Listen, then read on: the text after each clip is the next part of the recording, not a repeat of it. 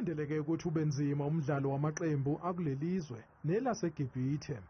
uHunt uthi nakuba ikhefu leFIFA libahlalise isikhathi eside kodwa bawulungele lo mdlalo.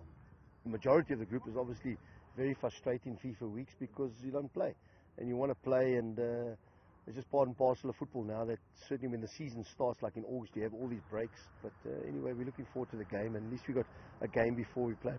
Eziphendulela kokuminyana kwemidlalo uthi lokho into ekade bayazi ngakho bakulungela ukubhekana nayo.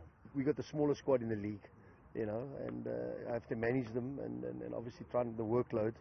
And coming off 2 weeks no play, now back-to-back games with the travel, you know, you got to be careful what we do.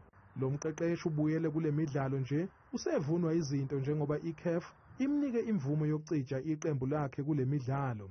Umdlalo weSupersport neFuture FC yaseGibhithe uzoba ngesonto enkundleni El Salam eCairo, kanti uzoqala ngehora lesithathu ntambama.